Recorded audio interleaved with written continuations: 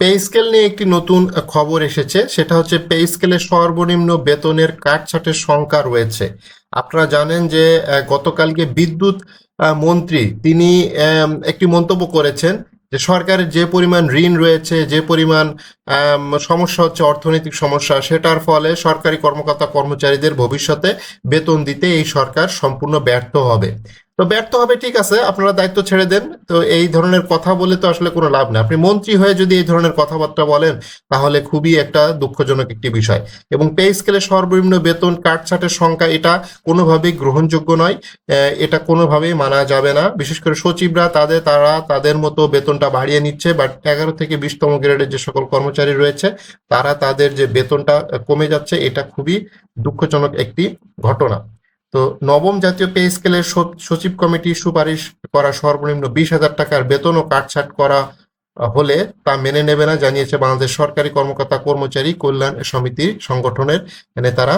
তো এই জিনিসটা খুবই দুঃখজনক বিষয় এবং এই ধরনের কথাবার্তা শোনা যাচ্ছে, যেহেতু মন্ত্রী এই ধরনের কথাবার্তা বলেছে। এবং শনিবার 15 আগস্ট এখানে সভাপতির যে যারা রয়েছে উচ্চ পর্যায়ের নেতারা, তারাই মন্তব্য করেছেন। এবং বিবৃতিতে বলা হয়, বিভিন্ন গণমাধ্যমে প্রকাশিত তথ্য অনুযায়ী সচিব কমিটি সর্বনিম্ন বেতন 100% বৃদ্ধির সুপারিশ করেছে।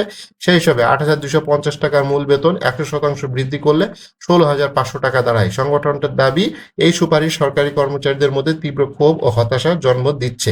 তো আসলে 100% বৃদ্ধি হচ্ছে, সেটা যদি 16,500 টাকা হয়, অর্থাৎ এটা হলে খুবই দুঃখজনক একটি বিষয়। সর্বনিম্ন 20,000 টাকা হতে হবে, এটাই হচ্ছে সর্বশেষ কথা। তারা বলেছে, অতীতে বিভিন্ন পে স্কেলে 10ম থেকে 20তম গ্রেডের কর্মীর জন্য 140% বা তার বেশি বেতন বৃদ্ধির সুপারিশ করা হয়েছিল। সেই তুলনায় বর্তমান প্রস্তাবকে তারা অপর্যাপ্ত বলে মনে করতেছে। তো আপনারা জানেন, দীর্ঘদিন 11 বছর পরে মূলত এই যে পে স্কেলের বিষয়টা আসতেছে এবং এই পে স্কেল নিয়ে সরকার যথেষ্ট আন্তরিক রয়েছে। তারপরও সরকারের পক্ষ থেকে বিভিন্ন মন্ত্রীরা আসলে এই ধরনের কথা বলতেছে। এবং আপনারা জানেন যে গতকালকে বিদ্যুৎ মন্ত্রী তিনি, বিদ্যুৎ ও জ্বালানি মন্ত্রী, তিনি যে মন্তব্য করেছেন এটা খুবই হতাশাজনক একটি মন্তব্য। এ ধরনের মন্তব্য আসলে সরকারের কাছ থেকে গ্রহণযোগ্য নয়। ঠিক আছে, তারা আসলে দোষ দিচ্ছে বিগত সরকারকে সবকিছু দোষারোপ করে নিজেদের দায়টা সারাচ্ছে।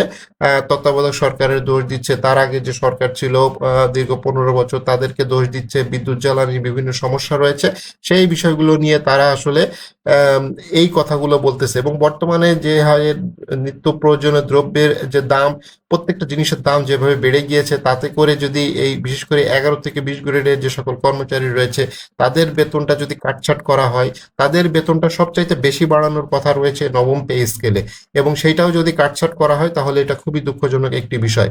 সচিব কমিটি যে সুপারিশ করেছে 100%, সচিব কমিটি তাদের বেতনটা যদি ঠিকঠাক মতো বাড়িয়ে নেয় এবং নিম্ন শ্রেণীর যে সকল কর্মচারী রয়েছে তাদের বেতনটা যদি কমিয়ে দেওয়ার চেষ্টা করে, তাহলে এটা মোটেই ভালো কিছু আশা করতেছে না। এবং বিভিন্ন সংগঠনের নেতারা তারা আসলে বিভিন্ন প্রতিবাদ জানাচ্ছে।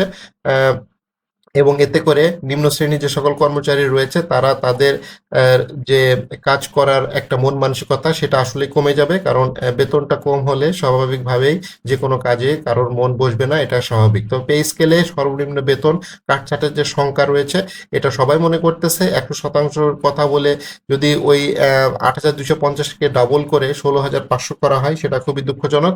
সর্বনিম্ন 20,000 টাকার প্রস্তাব ছিল জাতীয় বেতন কমিশন 2025-এর, সেটাই আসলে অনুসরণ করা উচিত এবং সেটাই বাস্তবায়ন করা উচিত। এটা হলে সবচাইতে ভালো হবে। আর পে স্কেলের যে বিষয়টা, সেটা হচ্ছে আগামী সপ্তাহে মন্ত্রিপরিষদ বৈঠকে এই প্রস্তাবটি উঠতেছে এবং আশা করা যাচ্ছে আগস্টের ভেতরেই নবম পে স্কেলের গেজেট বলেন বা প্রজ্ঞাপন বলেন, সেটা জারি হয়ে যাবে।